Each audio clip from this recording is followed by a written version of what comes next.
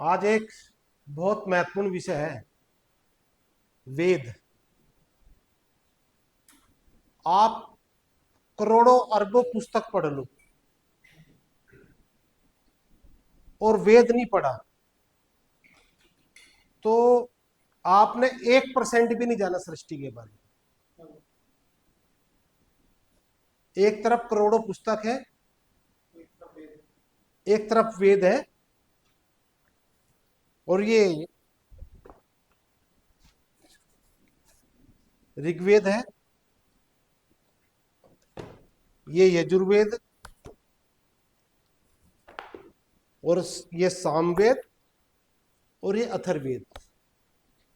हमने भूमिका में भी बताया था कि वर्तमान विज्ञान केवल अभी 1% से कम ही जानता है। भूमिका हमने बताया था 1%। और परमात्मा ने कितना सरल कर दिया हमारे लिए। 4 वेद, 4 ही पुस्तक, उसमें 20,000 मंत्र है, 20,500 के आसपास मंत्र है, 20,500 के आसपास। जैसे 20,379। अच्छा ये बताओ, कोई पिता है, अपने पुत्र को टिपिकल काम देना चाहेगा कि आराम से वो कर ले? हर पेरेंट जो है वो यही चाहेगा कि भैया आराम से कर ले। ठीक है, अब देखो, 20,000 मंत्र है, 4 वेद है, 20,000 मंत्र है, और 3 लाख पद है। कितने? 3 लाख। और इसमें पूरी सृष्टि का विज्ञान प्रस्तुत कर दिया है। एक तरफ करोड़ों अरबों पुस्तकें, और वर्तमान विज्ञान कितना जानता है? 1%। कैसे जानता है वो? जैसे 3 सत्ता है, एक ईश्वर है, आत्मा, और प्रकृति। तो इसको तो जानता ही नहीं ना, इसको बात इसका जानता है। और इसमें भी क्या कहता है कि 95% क्या है? डार्क मैटर और डार्क एनर्जी। और उसको भी नहीं जानता है वो। ठीक है, ये गायब होगा, ये गायब, इसका 95% कह रहा। और इसमें भी जो 5% बचा दृश्य पदार्थ है, उसमें भी जो शुरू के 12 पदार्थ है उनको वो जानता ही नहीं। ठीक है, और उसका परिणाम क्या हो रहा? आज 90% लोग बीमार हो चुके हैं। ठीक है, अच्छा अब अपन क्या, वेद में कितने? 3 लाख पद है। आज मैंने जो 3 लाख पद है, इनके 31 अर्थ तो होंगे ही। जो 3 लाख पद है, तो प्रत्येक के 31 31 अर्थ तो मैंने बताए हैं इसके, हर मंत्र, हर पद के। भाई 3 लाख पद, और हर एक के मैंने 31 अर्थ बताए हैं।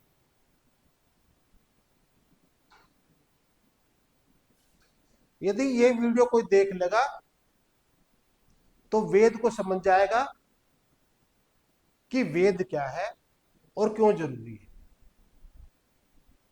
क्योंकि जान से ही मुक्ति होगी। ऋषियों ने कहा, कपिल मुनि ने, ज्ञान से ही मुक्ति होगी। और ज्ञान क्या? सृष्टि का ज्ञान, सृष्टि का विज्ञान। और वर्तमान में जब बताई दिया मैंने आपको, वो तो 1% भी नहीं जानता, इसलिए उसके आचरण से कोई सुखी नहीं हो सकता है, चाहे वो 10 लाख करोड़ कमा रहा हो, चाहे वो 20 लाख करोड़ कमा रहा हो, उससे मतलब नहीं। ठीक है। अब मैंने क्या, वेद में कितने पद, 3 लाख पद, और एक प्रत्येक के मैंने 31, मतलब अब वेद की भूमिका है, आज मैं समझा रहा हूं वेद की भूमिका क्या है। और क्या कह दिया, अनंता वही वेदा। देखो 3 लाख में ही इनको कोई समझ नहीं पाएगा पूरा, क्योंकि वेद में अनंत ज्ञान है। हमें इतना जानना है जिससे हमें सुख प्राप्त हो जाए और मन की तृप्ति हो जाए। सृष्टि का, हमारे आचरण से कोई प्रदूषण ना हो, हवा में, पानी में, भूमि में, ध्वनि में कोई प्रदूषण ना हो, क्योंकि प्रदूषण करेंगे तो ईश्वर का दंड मिलेगा। तो ईश्वर को जानना पड़ेगा कि है कि नहीं है। तो हम 30-31 अर्थ की बात करेंगे, एक भूमिका आ जाएगी कि वेद, वेद क्या है, वेद को आप थोड़ा समझ लो। पद, अपन बात पद की कर रहे थे ना, क्या पद की कर रहे थे, यहां पर अक्षरों से मिलकर पद बना, है ना। देखो भाई, अवकाश रूप आकाश में ये अनंत अणु है, अति सूक्ष्म अणु, जिनको परमात्मा गति करके सृष्टि की रचना करता है।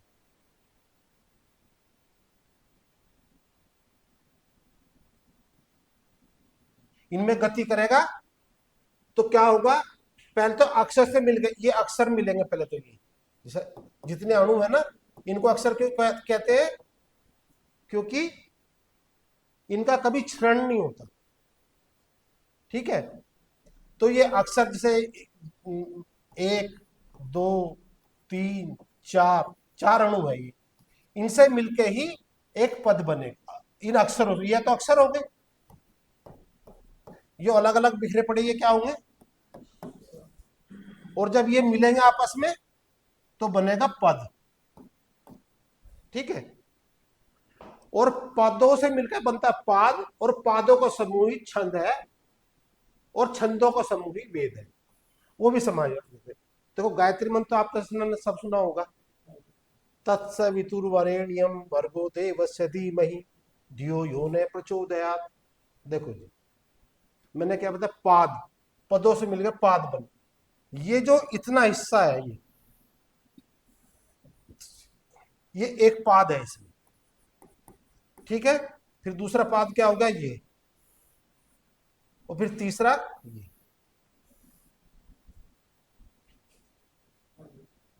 इतना हिस्सा जहां कोमा लगता है ना, यहां विराम आता है। कितने पाद, कितने हो गए, 3।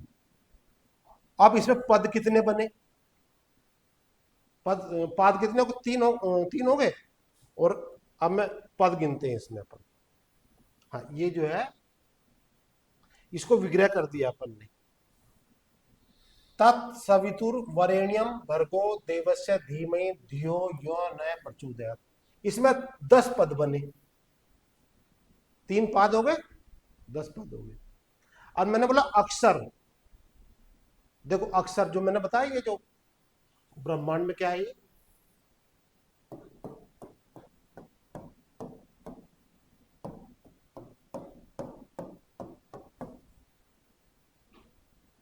ये तत् बनाना है, तत् इतना बनाना, तो 3 अणुओं में गति देनी पड़ेगी। और कैसे देनी पड़ेगी, तय बोलने से, तय अलग तरह की गति है ना, तय में अय में है। फिर बनाना सवितु, 1, 2, 3, 4, 5, 6, 7, है ना। तो यहां 7, 1, 2, 3, 4, 5, 6, 7, तो बना सवितु। गति क्या हो रही, ये जो अणु है ना, ये अति सूक्ष्म प्रकृति के, इनमें जब अणु होगी तो ये, इसमें 57 अक्षर हैं ये। और जैसे गति के भेद से, जैसे नाभि से तो एक तरह की आवाज निकलती है, यहां से चलेगी, और मुंह से अलग अलग, है ना। ऐसे ही ये 57 जो अक्षर है, इससे जब अलग अलग जगह से हम गति करेंगे तो जो है वो अलग अलग, अच्छा 63 तरह की ध्वनि निकलेगी इसमें से। जो अणु है कितने 63 तरह की, जो संस्कृत की वर्णमाला है ना, ए आ ई उ ए ऐ अंग ओ ए कै ख ग घ, कितने तरह की निकल सकती है? 63 तरह की। पर ये अणु जो है अनंत है, जो मर्जी है। अच्छा हाँ सुनो, जैसे एक अणु है ना, ये ही 63 तरह की गति कर सकता है, एक अक्षर में भी। जैसे बोलोगे ऐसे, जैसे आवाज अपन मुंह से निकालेंगे बस ध्वनि निकल जाएगी, ठीक है। अब इसमें कितने 63 तो अक्षर है, 1 2 3 4 5 6 7 8 9, 63 तो ध्वनि है। इसमें 57 अक्षर है इस मंत्र में। अच्छा, वेद में जब मंत्र की श्रेणी की जाती है उसमें कि गायत्री है, अनुष्टुप है, बृहति है, त्रिष्टुप है, तो उसमें केवल स्वरों को गिना जाता है।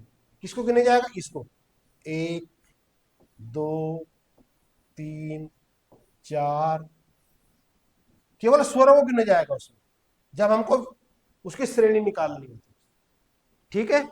देखो कितने 3 पाद हो गए गायत्री मंत्र में, 10 पद हो गए, 57 अक्षर हो गए और 23 स्वर हो गए, ठीक है।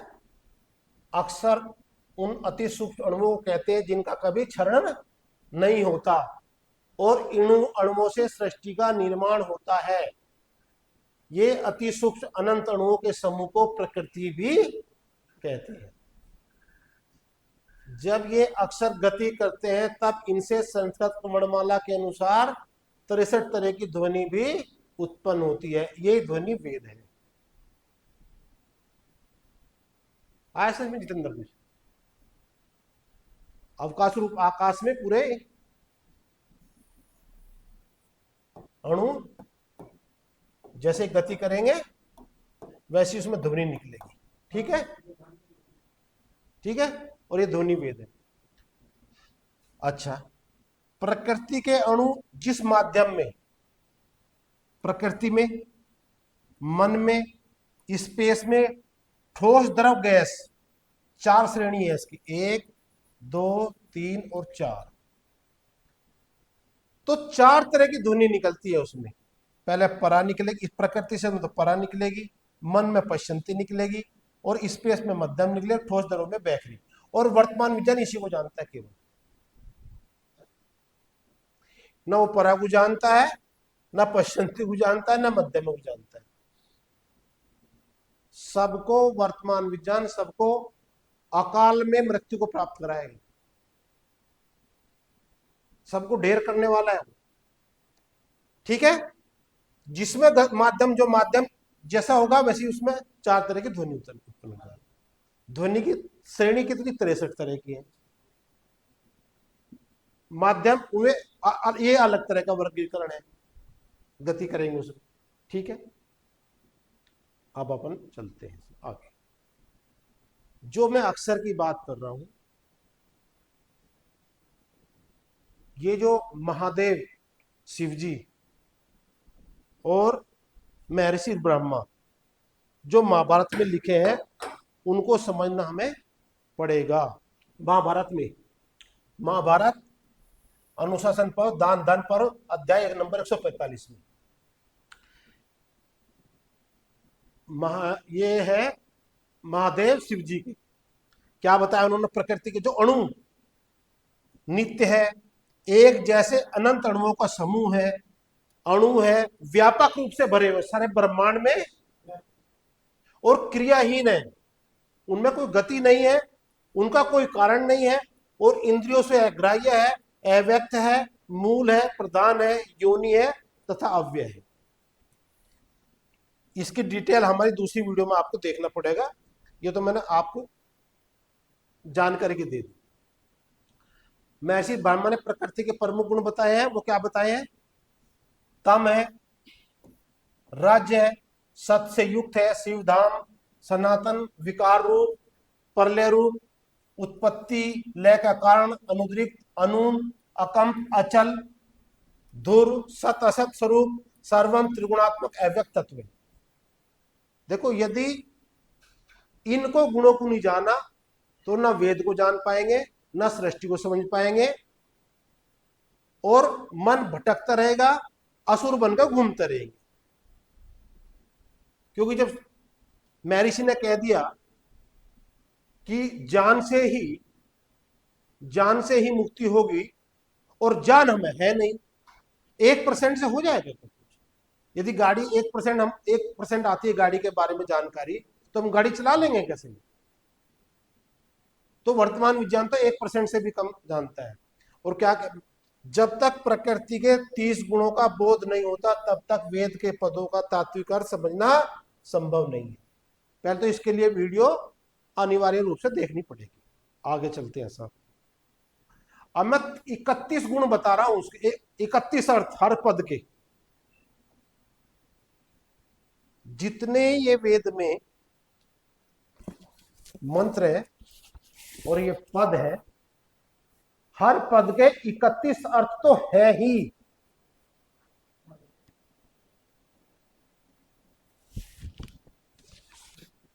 आप इस वीडियो से भूमिका समझ में जाए कि वेद क्या है, वेद को कैसे समझे। क्या बताया पहले? प्रत्येक पद, अच्छा पद तो समझ गए ना, जब ये अणुगति करेंगे और अणुगति करके मिलेंगे आपस में, ये अक्षर और ये मिलकर बना पद। ठीक है, अक्षर और मिलकर पद बना पद। तो क्या कह रहा है? प्रत्येक पद काल रूप है। पहला अर्थ क्या हो गया? काल रूप है। उन्हें कालों में काल, महाकाल उज्जैन।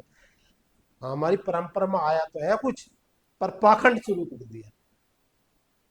ये पूरा शरीर काल रूप ही है, क्योंकि इन्हीं से मेरा शरीर बना हुआ है।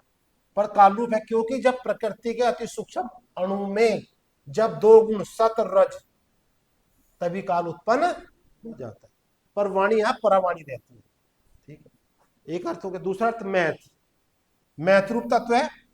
जब प्रकृति के 3 गुण सत रज तम, यहां 2 गुण व्यक्त हुए थे केवल, है ना, और यहां हो गए 3। यहां था 1 और ये 2, और यहां कितने हो गए? 1 2 और 3। तो क्या हो गया? ये व्यक्त हुए, तभी मैथ उत्पन्न हो जाता है, और यह प्रवाणी है। तो ये पूरा शरीर भी मैथ रूप है, क्योंकि अभी तो ये इन्हीं से सब बना है। जैसे जैसे मैं कह दूं, रोटी बनाई, तो रोटी में गेहूं का गुण है कि नहीं है? क्यों? तो यदि मैं कहूं कि भाई रोटी गेहूं है, ऐसे तो रोटी तो नाम अलग ही है, पर है तो गेहूं, है तो गेहूं वो। भाई उसको पीस का आटा बनाया, गरम करके दे दिया। तो ऐसे ये है, ये काल तो है ही, ये काल तो है ही। 2 गुण हो, 3 गुण हो गए, ये मैथ रूप तो है ही। हमारा शरीर पूरा मैथ रूप तो है ही। अब आगे चलते हैं। अपन है ना बहुत विद्युत की बात करते हैं इसकी, है ना, विद्युत। अपना पूरा शरीर विद्युत है। प्रत्येक पद विद्युत रूप है, क्योंकि मैथ तत्व को विद्युत भी कहते हैं, और वर्तमान विज्ञान विद्युत को जानता नहीं है। ये पूरा शरीर विद्युत रूप है, पूरी एनर्जी भरी हुई है इसमें। और वर्ण की उत्पत्ति भी हो जाती है। वर्ण मतलब रंग, कलर, है ना, कलर की उत्पत्ति भी यही हो गई। और वर्तमान विज्ञान कह रहा हम नहीं जानते कलर कैसे उत्पन्न होती। क्यों रिद्या बता सकती है कलर की उत्पत्ति कैसे होती है? White light. चलो खैर, तुम्हारा विषय वो तो ठीक है, जितना तुमने पढ़ा है जब, ठीक है। विद्युत भी हो गया। चौथा क्या अर्थ बता? अहंकार रूप है। जो सतरजता में अति उत्तेजित हो जाते हैं, तो पूरा शरीर ही अहंकार रूप है। हर पद अहंकार रूप है। अच्छा, फिर प्रत्येक पदार्थ मन रूप तत्व है। मन ये शरीर पूरा मन रूप है, क्योंकि यहां परावाणी है और यहां हो जाती पश्यंती, है तो उत्तेजित तीनों गुण ये, एक दो तीन, एक दो तीन, ये तीन गुण जो है उत्तेजित हुए, पर वाणी बदल गई उसकी, तो वो हो गया पश्यंती वाणी में हो गया, तो बन गया मन। मतलब प्रत्येक जो पद है, जो हम तत्सवितुर्वरेण्यम भर्गो देवस्य धी, जो तत् है वो तत् अहंकार तत्व भी है, महत भी है, काल भी है और मन भी है। ठीक है, क्योंकि मन के वाइब्रेशन में से। हाँ, अब छठा, अब यहां क्या बोला, वाग इति मन, वाक इति मन। देखो जी, जो ये अवकाश रूप आकाश में अणु भरे हुए पूरे व्यापक रूप से इस ब्रह्मांड में, क्यों रिद्धिमा, इस ब्रह्मांड में जो सूक्ष्म अणु है उनको हम इंद्रियों से भी नहीं जान सकते, और न उसमें द्रव्यमान होता है, द्रव्यमान बाद में उत्पत्ति होती है उसमें। और जब ये गति करते हैं तो मैंने बोला ध्वनि उत्पन्न होती है, और वो कह रहा है वही मन है, जो गति हुई ना ये इसमें,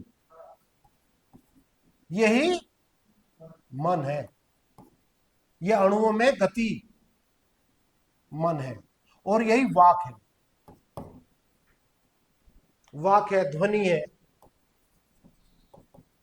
अच्छा, ये कौन कह रहा, जैमिनी ब्राह्मण, जैमिनी ऋषि, जैमिनी कौन, ऋषि कौन होता है, समाधि में जो सृष्टि को देखते हैं। क्या कहते हैं उन्होंने, जब देखा समाधि में और बोला यार ये तो सब वाकई है, ये तो हम बोले तत्सवितुर्वरेण्यम भर्गो देवस्य देव, कण गति कर रहे, और बोला ध्वनि सुनाई दे रही है। समाधि में देखा उन्होंने क्या कह दिया, वागिति मन। फिर क्या कहता है, वाग ए होता, जब यज्ञ करते हैं अपन, एक उसमें होता होता है, होता होता होता है यज्ञ करने वाला। कभी परंपरा में कोई सोमयाग होता है या कोई बड़ा यज्ञ होता है, उसमें होता है, यजमान है, अद्रवयु है, गाता है, वो श्रेणी रखी उन्होंने। होता है जो करता है, करने वाले को कहते हैं। तो क्या है, वाक, ये ध्वनि तो सब कुछ कर रही है, ये जो अणुगति कर रहे हैं ना, इसे ध्वनि उत्पन्न हो रही है, यही होता है, यही सब कुछ कर रहा है।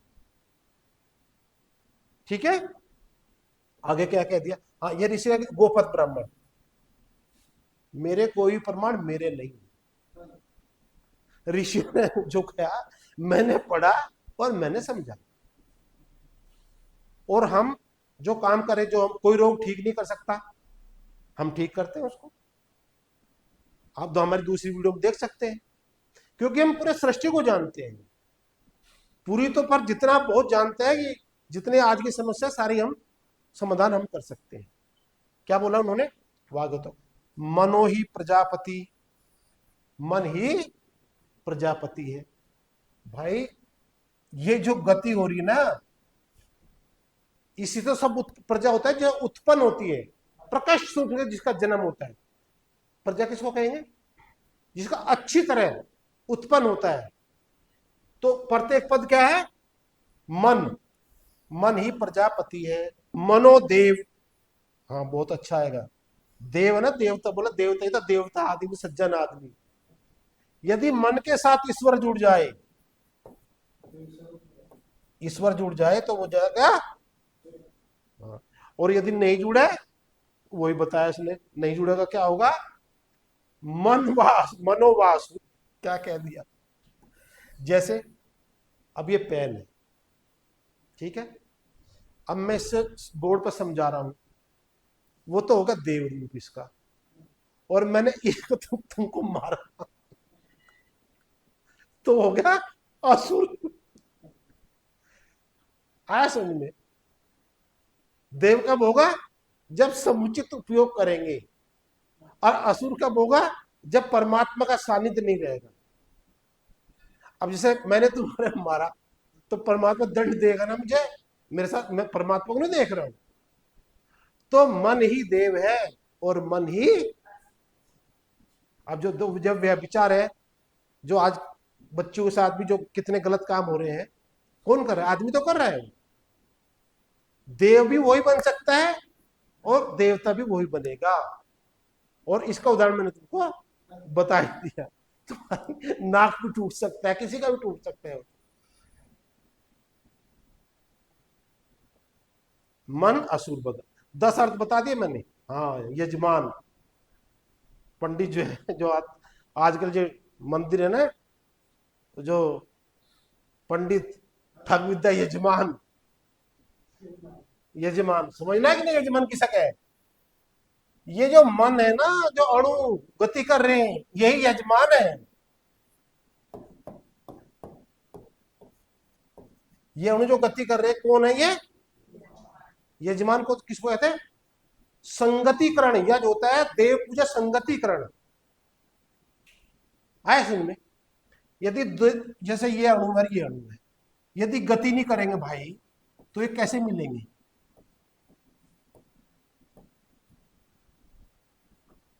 आए समझ में कि नहीं?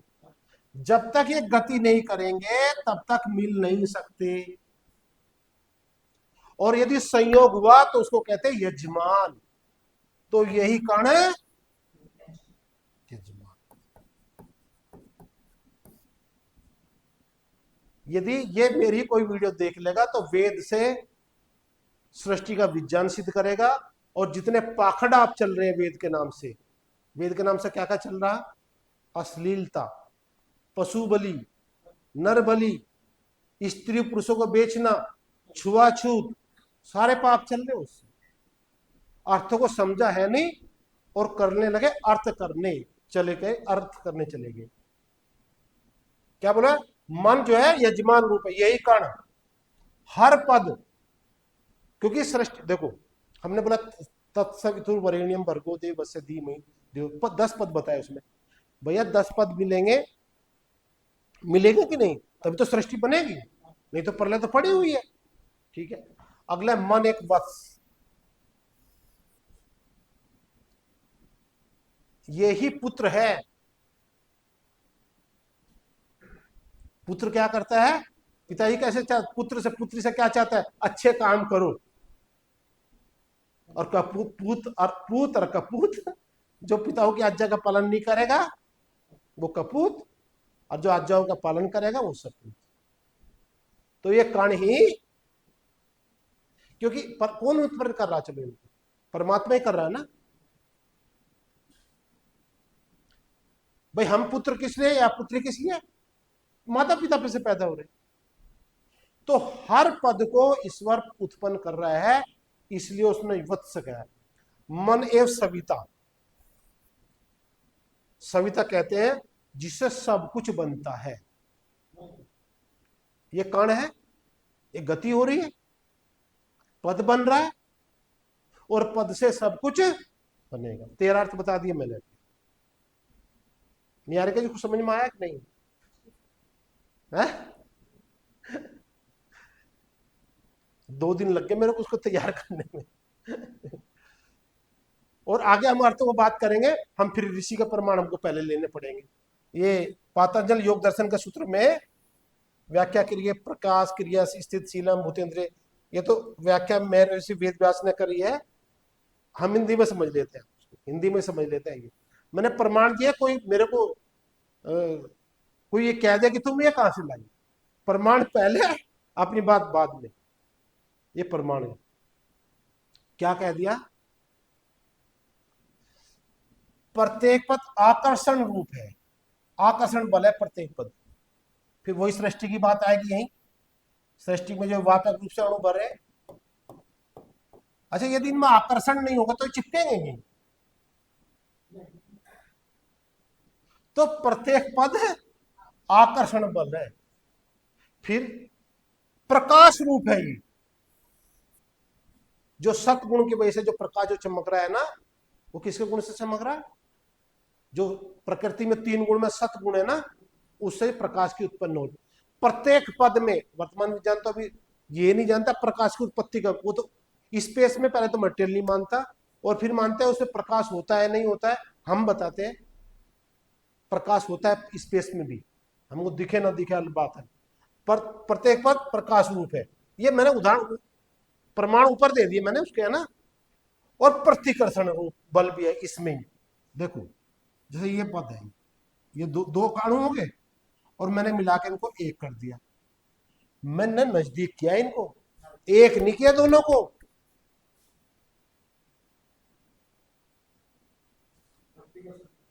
प्रतिकर्षण भी है। जो एटम की नाभिक का घनत्व मालूम है कितना है? हाँ भाई, एटम की नाभिक का जो एटम है ये, इसके इसमें प्रोटॉन और न्यूट्रॉन और ये इलेक्ट्रॉन बाहर घूम रहे हैं। कभी पढ़ा?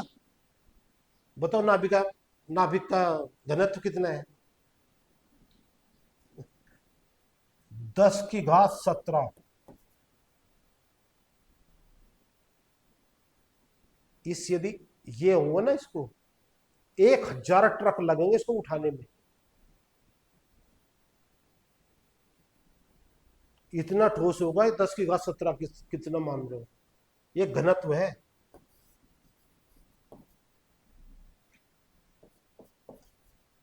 10 की घात 17 क्यूबिक मीटर,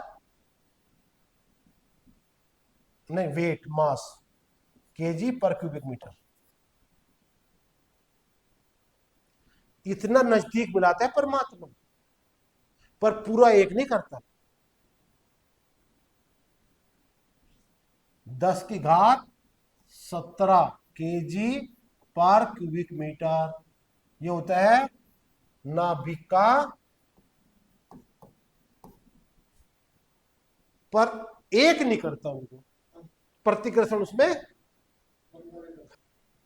प्रत्येक पद में द्रव्यमान अर्थात जड़ रूप है प्रत्येक पद। 17वां ना 18वां, पद तत्व का संघनित रूप ही सृष्टि है। ये 3-4 अर्थ तो मैंने महर्षि व्यास जी के बताए थे। अगला प्रमाण दे रहा हूं मैं गोपथ का। पद तत्व का संघनित रूप ही सृष्टि है। क्या इसमें?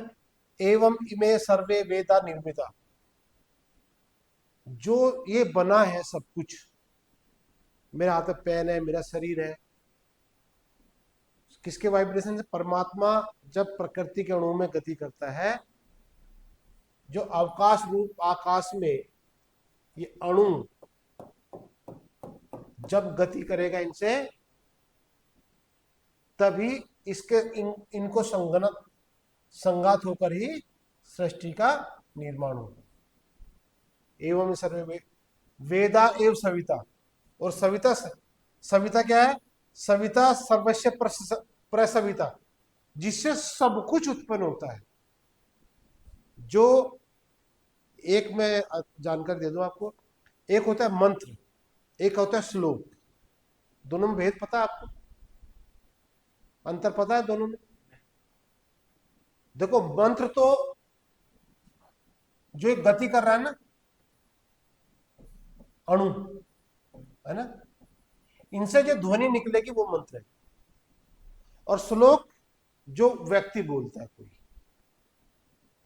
मतलब ईश्वर की वाणी क्या है? मंत्र।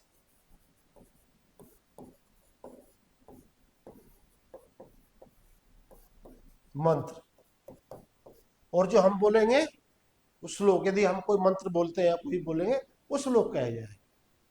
क्योंकि इन मंत्रों से सृष्टि का निर्माण हो रहा है, हमारे से, हमारी ध्वनि से नहीं होगा। क्योंकि हम तो एक में नियंत्रण कर सकते हैं, फिर उसको फ्री छोड़ देते हैं, जहां तक गति कर सकते हैं, ठीक है, बाकी पार खत्म हो जाता है। फिर 1900 अर्थ क्या बताया? पद सृष्टि के आत्मा रूप है। देखो ये पेन है मेरे हाथ में, ये अरबों खरबों इलेक्ट्रॉन ही, जैसा इलेक्ट्रॉन का वजन 10⁻−31 किलोग्राम है, तो यदि 50 ग्राम, यदि 50 ग्राम ही वजन माने तो 10 की घात आप 29 मानो। और फिर एक इलेक्ट्रॉन में ही करोड़ों स्पंदन होते हैं, तो उसके हम नहीं बता सकते उसमें। वैसे एक इलेक्ट्रॉन में 360 ही मंत्र होते हैं, इसमें 360 तरह की, पर इनकी जो वाइब्रेशन होती है वो कितना होता है हमें नहीं पता उसका, हमारे सामने कोई प्रमाण नहीं है उसमें।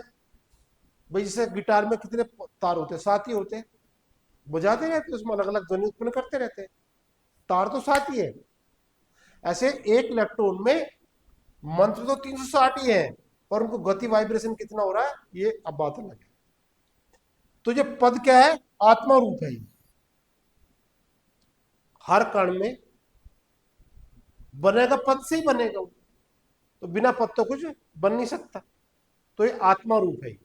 पशु बलि, जब पशु देखा और पशु की पशु बलि शुरू, वह पश्व है पद में, पदम, मैत्री संहिता में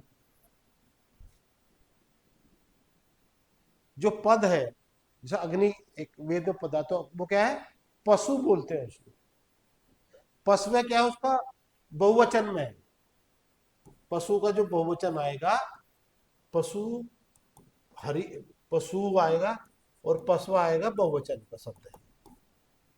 तो क्या है, पद क्या है, पशु रूप है। और पशु क्या है, छंदासी, जो छंद है, जो मंत्र है, उनको क्या बोलते हैं, पशु बोलते हैं। अर्थात पद रूप ही पशु है, पशु ही छंद है, और छंद ही मंत्र है। यही मंत्र है, मंत्र बोल लो छंद बोल लो एक ही बात है। 20 अर्थ हो गए, ठीक है। अब देखो आगे क्या बोला नहीं, स यत इमानी सर्वाणी भूतानि पादि तस्मात तस्मात पदम, अर्थात पूर्ण सृष्टि पदों से ही बनती है। अब वर्तमान में जितने भी आचार्य हैं, आर्य समाज को या पौराणिक को, वो ये विज्ञान जानते ही नहीं है, इसलिए अर्थ का अनर्थ कर दिया। और ये किसका, ऐतरेय का प्रमाण है ये। पद कंपन रूप है, भाई जो अणु, वो माला में हमने बताया था ना,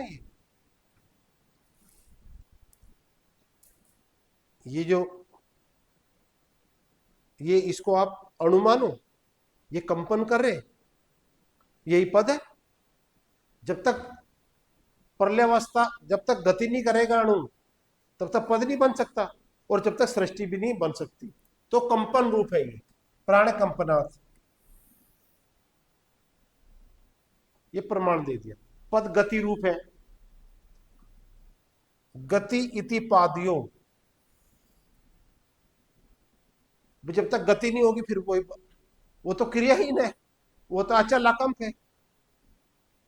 तो पद क्या है, गति रूप है। फिर छंद के ऋषि में महर्षि क्या कह रहे, ये स्वच्छंदता, पद क्या है, छंद, स्वच्छंद। अच्छा देखो, मैंने बताया कि प्रतिकर्षण का गुण रहता है कि नहीं उसमें, यदि एक हो जाएंगे तो कंडेंस होगा तो कुछ भी नहीं बनेगा। तो प्रत्येक पद स्वच्छंद रहता है। जब मंत्र हमने बोला तत्सवितुर्वरेण्यम भर्गो देवस्य धीमहि, हर पद वो स्वतंत्र है, और वो भी अकेला भी गति करता है, और बल रूप है वो, बलम, ये सारे महर्षि के प्रमाण हैं। प्राणो व बलम, बल किसका है इसमें, परमात्मा का है, क्योंकि बिना बल के तो गति हो नहीं सकती। तो ये बल रूप ही है, किसका बल है, परंतु परमात्मा का है, ईश्वर का है।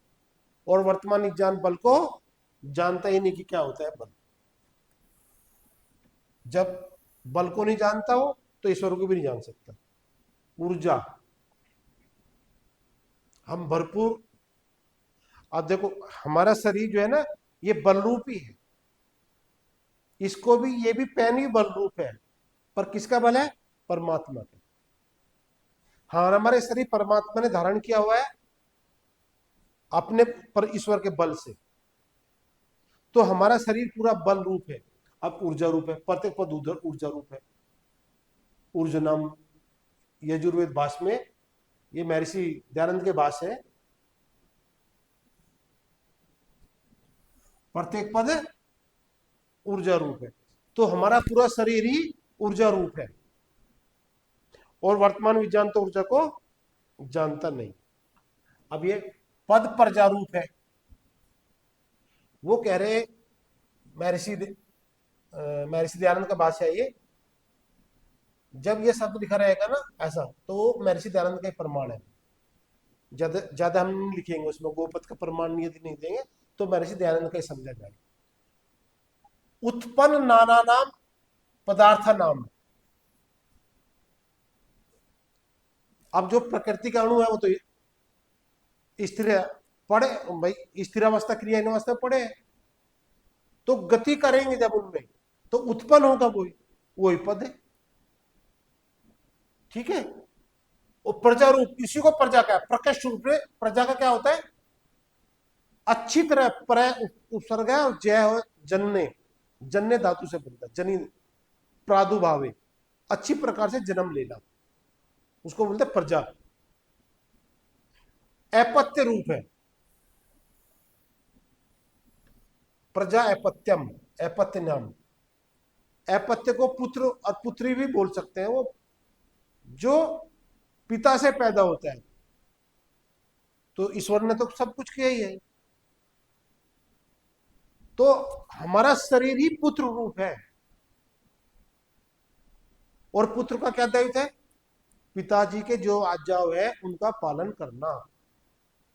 और यदि हम पिताओं की आज्ञाओं का पालन नहीं कर रहे तो हम बन जाए कपूत। जो हवा पानी भूमि में प्रदूषण कर रहे हैं हम कपूत के काम है।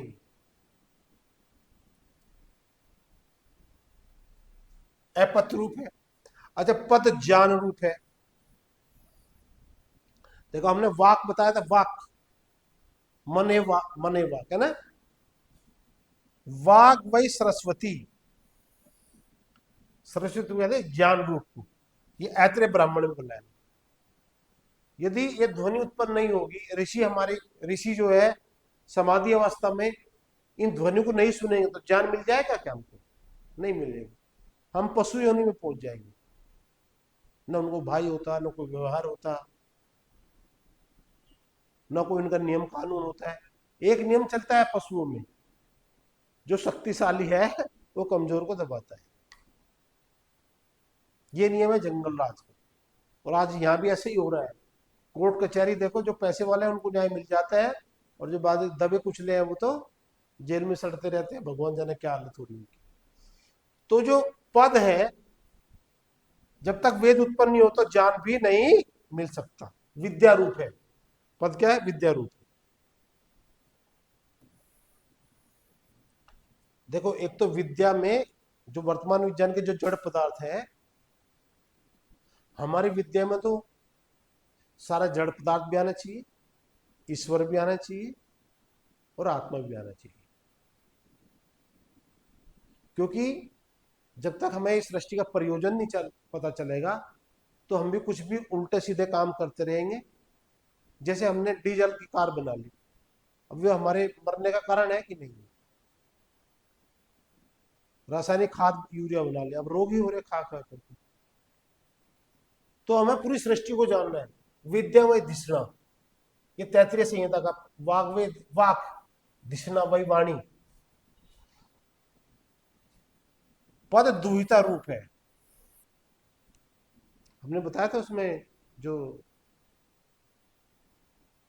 लड़की को दुख का रूप बता दिया उन्होंने, कि लड़की तो दुख का कारण है। जो सायण ने जो गलत बात किया है, सही अर्थ क्या है उसका? दुहिता का किसको बोलते हैं? दुहिता, दूर हिता, दूरे हिता, दो देरवा। देखो, ये अणु पड़े हैं जैसे, ये गति करेंगे तो अपनी जगह से हटे कि नहीं हटेंगे? अपनी जगह से जो हटता है उसी को द्विता कहते हैं। पुत्री भी, पुत्री को क्या कह दिया कि भाई यहां शादी करके दूसरी जगह चली गई। सारे जो पद आए वो वेद से ही आए हैं। तो जो जब गति करता है तो अपने स्थान को छोड़ना पड़ता है, इसलिए प्रत्येक पद द्विता रूप है। ठीक है जी, पुत्री को भी द्विता कहते हैं, बता दिए। देखो अन्न, अन्न किसको कहते हैं? जिसको हम निगल जाते हैं, निगल का क्या करते हैं? मिलाते हैं।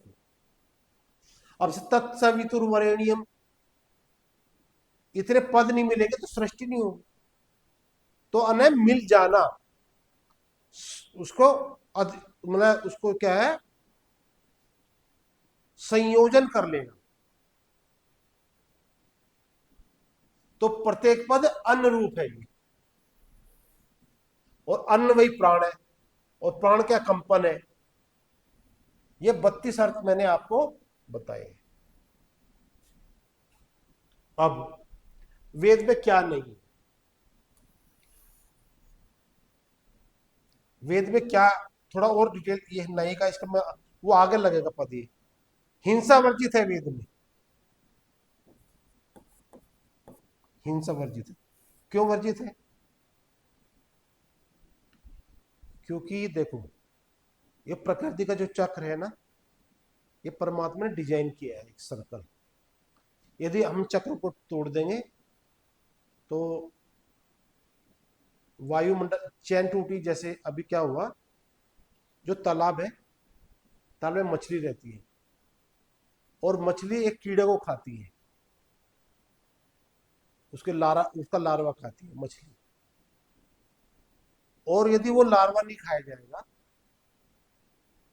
तो वो, उसका भोजन है मधुमक्खी, जो परागण करते हैं फलों में।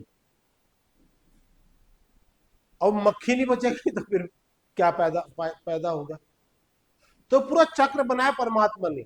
हमने पूरी सृष्टि जानी नहीं है, वर्तमान विज्ञान तो 1% जानता है, इसलिए हमको किसी की भी हिंसा नहीं करना है, और मांसाहार की अनुमति नहीं है। प्रमाण दिए इसमें, यजुर्वेद का प्रमाण है, इस शरीर से हिंसा मत। छुआछूत नहीं है, जो हमने जो छुआछूत करके जो है ना, दलित को हमने अलग कर दिया, पिछड़ों को अलग कर दिया, और उसका परिणाम क्या हुआ? हम कमजोर हुए। जैसे इकट्ठे रहते हैं, जैसे झाड़ू है, इकट्ठी होकर कैसे पत्थरों को भी सरका देती है, और हम छुआछूत कर दिया हमने समाज में। ये दलित हो गया, ये पिछड़ा हो गया, ये आदिवासी हो गया, ये ऐसा हो गया, तो उसको अनुमति वेद नहीं देता है। सब, सब पुरुष एक समान, मित्रस्य अहम चक्षुषा सर्वाणी भूतानि समीक्षित, सबको मित्र भाव से देखो, ये यजुर्वेद का प्रमाण है। अच्छा, जो ये पद है हमने यहाँ जो नाम रखे, ये ऋषियों ने क्या है, जैसे अग्नि को देखा उन्होंने पद को, कि वो किसी चीज को सुखा रही है, वो आगे बढ़ रही है, तो उनको देख कर ही लोक में नाम रख लिए। ऋषियों ने समाधि में जो गुणवाची पद रूप पदार्थ कार्य करते हुए सृष्टि में देखे, और फिर लोक व्यवहार में कर्मों के अनुसार वेद से नाम लेकर रख लिए। जैसे एक पद आता है राजा, राजा राज दीप्ति धातु से बना है, जो प्रकाशित करता है, तो वह प्रकाशमान कर रहा है उस पदार्थ को भी, तो उसका नाम लेके राष्ट्र में नाम रख लिया राजा।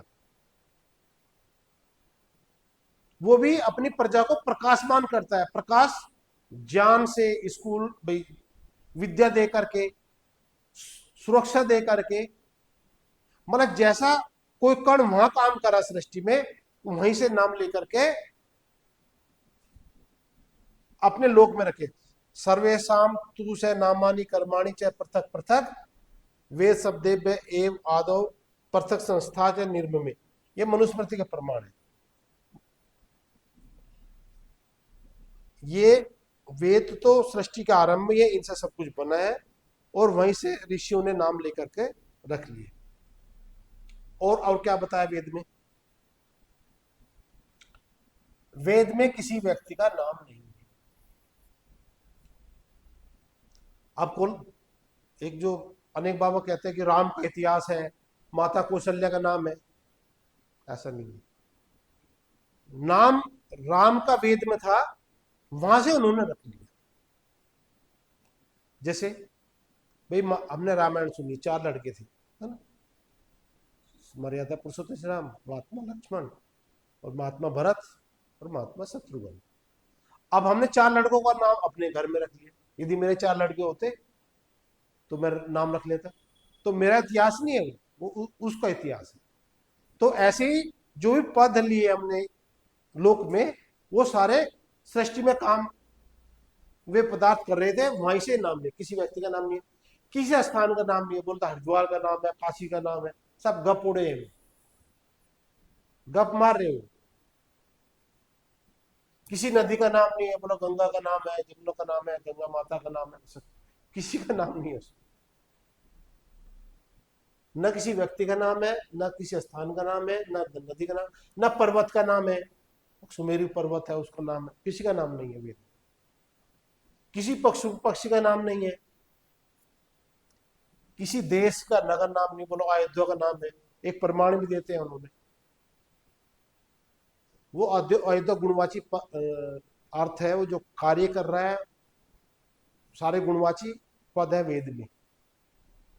जो जो 32 अर्थ बताए, इनके अलावा भी बहुत अर्थ है, मैं तो 32 का ही बताया। और शरीर के किसी अंग का नाम नहीं है, और किसी वृक्ष या वाहन का नाम नहीं है। ये थी वेद को समझने की कुंजी, जिससे वेद से के नाम से आपको कोई भ्रमित ना करे। ये वीडियो अवश्य देखें, और सारे ऋषियों के अपने प्रमाण दिए हैं। धन्यवाद, नमस्ते।